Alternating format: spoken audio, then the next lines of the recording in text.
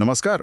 आज बात करते हैं डेटा की, खासकर कच्चे डेटा की, जो अक्सर बिखरा हुआ होता है ना? गलतियां, खाली सेल्स, अजीब से फॉर्मेट्स। हाँ, बिल्कुल।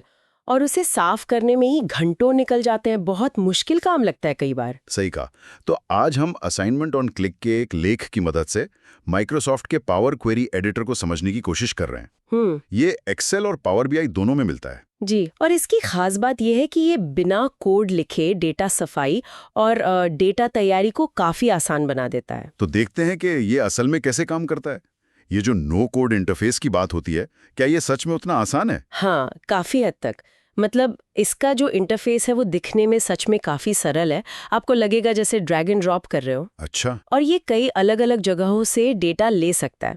जैसे नॉर्मल एक्सेल फाइलें तो हैं ही, पर डेटाबेस से, वेब से भी काफी फ्लेक्सिबल है। हाँ, और मैंने सुना ये आपके हर बदलाव को ट्रैक करता है, वो अप्लाइड स्टेप्स वाली चीज। बिल्कुल, वो बहुत काम की चीज है।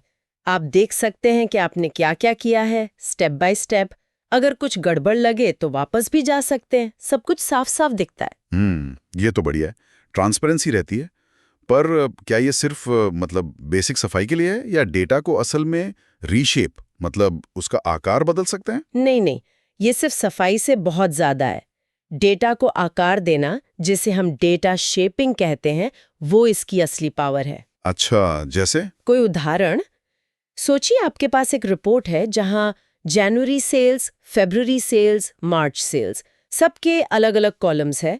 अब इसका एनालिसिस कैसे करेंगे? मुश्किल है ना? हाँ, बिल्कुल। तो यहाँ अनपिवट फीचर है। वो इन सारे महीनों को एक मंथ कॉलम में और सेल्स को एक सेल्स कॉलम में ले आएगा, बस कुछ क्लिक्स में। अरे वाह! मतलब जो डेटा चौड़ाई में फैला था उसे लंबाई में ले आए। इससे टाइम सीरीज एनालिसिस आसान हो गया होगा। एग्जैक्टली। और इसका उल्टा भी कर सकते हैं, पिवट। अगर आपके पास लंबी लिस्ट है, मान लीजिए हर पंक्ति में ग्राहक, महीना और सेल्स है, और आप उसे एक टेबल में बदलना चाहते हैं जहां पंक्तियां ग्राहक हों और कॉलम महीने। समझ गया। और कॉलम को तोड़ना, जैसे पूरा नाम है उसे फर्स्ट नेम लास्ट नेम में। हाँ, स्प्लिट कॉलम बहुत आसानी से हो जाता है। या फिर डेटा टाइप बदलना, टेक्स्ट को नंबर बनाना या डेट फॉर्मेट ठीक करना, ये सब विश्लेषण के लिए बहुत जरूरी है और यहाँ काफी आसानी से होता है। ठीक है, ये तो डेटा को सही शक्ल देने की बात हुई है। पर डेटा में फालतू चीजें भी तो होती हैं, डुप्लीकेट्स, खाली रोज। हाँ, उनको हटाना भी बहुत आसान है। डुप्लीकेट पंक्तियां हटाना हो या मान लीजिए सिर्फ किसी खास शहर का डेटा देखना है, तो बाकी फिल्टर आउट कर सकते हैं। और वो खाली सेल्स, मतलब नल वैल्यूज। उन्हें भी हटा सकते हैं या किसी वैल्यू से बदल भी सकते हैं।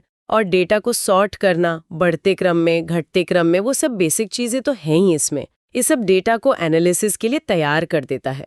और अगर डेटा अलग अलग फाइलों या टेबलों में हो तो, जैसे सेल्स डेटा एक जगह, ग्राहक की जानकारी दूसरी जगह। अच्छा सवाल है। उसके लिए मर्ज और अपेंड क्वेरीज हैं। मर्ज और अपेंड, क्या फर्क है? मर्ज दो अलग अलग टेबलों को एक कॉमन कॉलम के आधार पर जोड़ता है। जैसे अगर दोनों टेबल में कस्टमर आईडी है तो उसके बेस पर जानकारी मिला देगा। ये एसक्यूएल जॉइन जैसा है, पर बिना कोड के। अच्छा, और अपेंड? अपेंड एक जैसी टेबलों को एक के नीचे एक जोड़ देता है। जैसे आपके पास हर महीने की सेल्स रिपोर्ट है और आपको एक साल की रिपोर्ट बनानी है, तो आप उन्हें अपेंड कर देंगे। एक के नीचे एक सारी रोज आ जाएंगी। ये तो वाकई काफी पावरफुल लग रहा है। पर क्या ये बड़ी डेटा सेट्स पर भी अच्छे से काम करता है? अक्सर ऐसे टूल्स बड़े डेटा पर अटकने लगते हैं। देखिए, ये बड़े डेटा सेट हैंडल कर सकता है, पर हाँ, परफॉर्मेंस थोड़ी आपके कंप्यूटर के सिस्टम पर भी निर्भर करेगी। लेकिन इसे बनाया ही गया है एफिशिएंट तरीके से काम करने के लिए। और सीखने के लिए अगर कोई नया है तो? माइक्रोसॉफ्ट के खुद के बहुत सारे ट्यूटोरियल्स हैं, आर्टिकल्स हैं, प्रैक्टिस के लिए डेटा भी मिल जाता है। और ये एक्सेल 2010 से ही उपलब्ध है। हालांकि एक्सेल 2016 और उसके बाद के वर्जन या पावर बीआई में इसके फीचर्स ज्यादा बेहतर हैं। अच्छा, तो इसे इस्तेमाल करते समय कुछ खास बातों का ध्यान रखना चाहिए, मतलब बेस्ट प्रैक्टिसेस? हाँ, कुछ चीजें हैं। हमेशा ओरिजिनल डेटा की एक कॉपी पर काम करें ताकि असली फाइल खराब ना हो। हाँ, ये तो जरूरी है। और पहले थोड़ा सोच लें कि आपको फाइनल रिजल्ट कैसा चाहिए, फिर ट्रांसफॉर्मेशन करें। वो अप्लाइड स्टेप्स वाला जो सेक्शन है उस पर नजर रखें, ताकि पता रहे क्या क्या किया है। हाँ, बिल्कुल। और अगर टीम में काम कर रहे हैं तो अपने स्टेप्स को थोड़ा डॉक्यूमेंट करना भी अच्छा रहता है।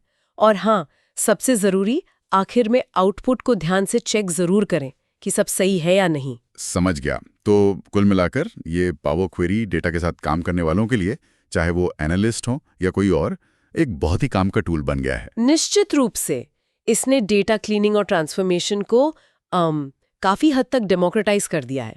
मतलब अब वो लोग भी आसानी से कर सकते हैं जिन्हें पहले शायद कोडिंग या मुश्किल फॉर्मूला पर निर्भर रहना पड़ता था। सही बात है।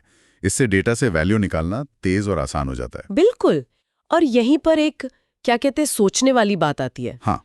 कि जब पावर क्वेरी जैसे टूल डेटा को तैयार करना इतना आसान बना रहे हैं, तो क्या अब असली चुनौती या यूं कहें कि इनोवेशन का अगला मौका डेटा की सही व्याख्या करने में है, उसे इस तरह प्रस्तुत करने में है कि उसे वाकई में कुछ मतलब निकले, कुछ ज्ञान मिले।